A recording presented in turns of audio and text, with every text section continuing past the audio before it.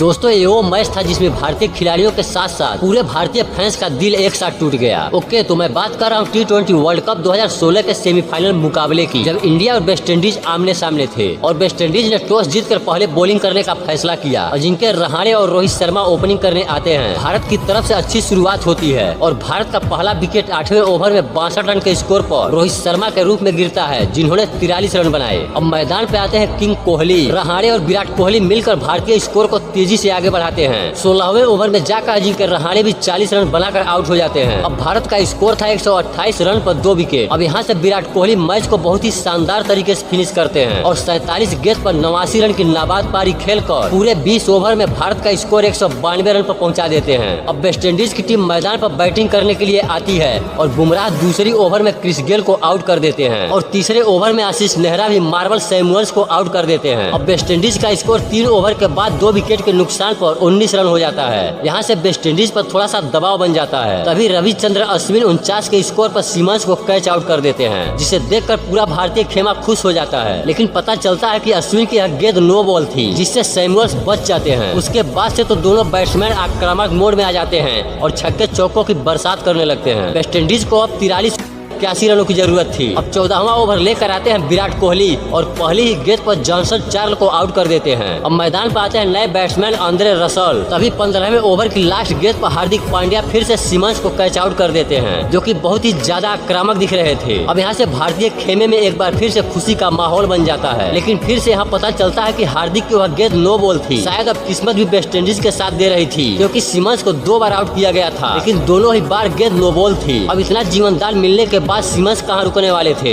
Siemens छक्के चौकों की बरसात करते हुए वेस्ट इंडीज को जीत के करीब ला दिए थे और लास्ट ओवर लेकर आते हैं विराट कोहली, जहां पर वेस्ट इंडीज को जीत के लिए 6 गेंद पर केवल 8 रनों की जरूरत होती है और इस ओवर की तीसरी गेंद पर आंद्रे रसल एक जोरदार छक्का लगाकर वेस्ट इंडीज को मैच जिता देते हैं, जिसे देखकर पूरा भारतीय खेमा सन्नाटे में आ जाता है। और आज भी पूरे भारतीय लोग मानते हैं कि अगर वह 2 गेंदें नो बॉल न होती तो शायद भारत के पास एक और 2016 की T20 वर्ल्ड कप ट्रॉफी होती।